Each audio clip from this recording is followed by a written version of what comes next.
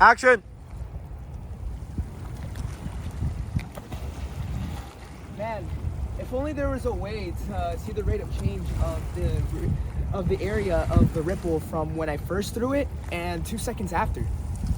You know, you can. There's this thing called like the derivative of the area of the circle. Really?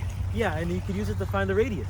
Well, if only there was like a name for that. Well, there is. It's called related rates. As we can see here, after about a second, the radius has increased by 5 inches. After about 2 seconds, the radius has increased about 20 inches. Okay, so let's remember that initially our radius was at 5 inches when the rock first entered the lake, and now, after 2 seconds, the radius increased to 20 inches. So now let's solve for the derivative of the radius with respect to time. So we've got dr over dt, which is also equal to the final minus the initial over the final time minus the initial. So now we can plug in our values. So you got 20 minus 5 over 2 minus 0, right? And if we solve for this, we get 15 over 2, which is also a derivative of 7.1, 7.5 inches per second.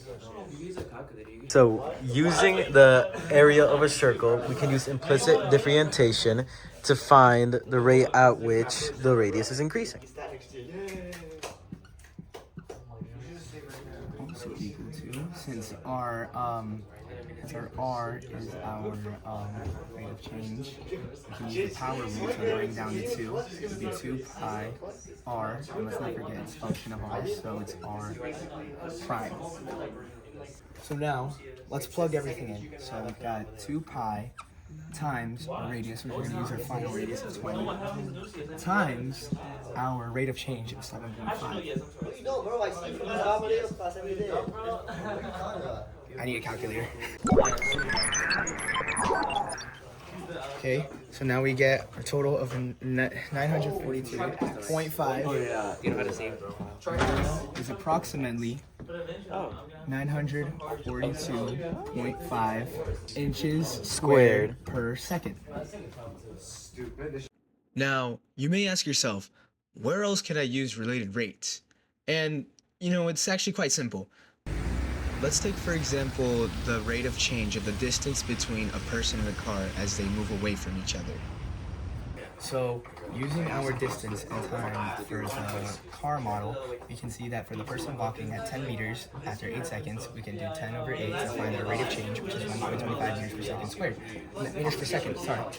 And then for the car, we can do 30 over 8 to then find out our rate of change through the car, which is 3.75 meters per second. And now we can use Pythagorean theorem. A squared plus b squared equals c squared. Since it's in the y direction, technically, if we look at it from above, we can take this rate of change as our y, this is our x, and we can just plug it in. So we have 3.75 squared plus 1.25 squared equals c squared. So this is a shortened way to do it, but if you want to do it the right way, which is really long, You need to find what's it called? C prime. So what you need to do is differentiate the whole thing. So it'd be 2a dA dt plus 2b dB dt equals 2c dc dt. All right, you gotta separate dc dt and you get dc dt equals a dB plus b dB dt over c. C, yeah. All right. Now we have all our numbers. We just have to plug it in. All right. So we know the ADT is Just use this 30. no. A is 30. Yeah.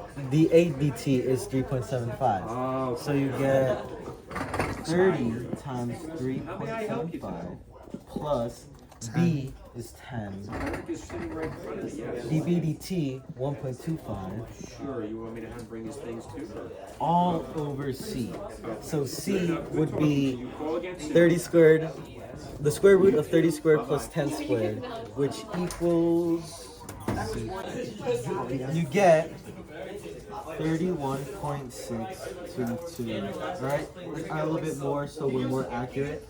Alright, all you gotta do is then plug all of this into your calculator, and you get the answer dC over dt equals Approximately equals 3.95 meters a second. In conclusion, related rates can be used to find the relationship between the rate of change between two objects with respect to time. They are functions of time. It could be the same object, or it could be two different objects. They could be shrinking, they could be growing, they can be compared shrinking or growing. And you can find them by using by finding the derivative of the rate of which they are changing at with respect to time.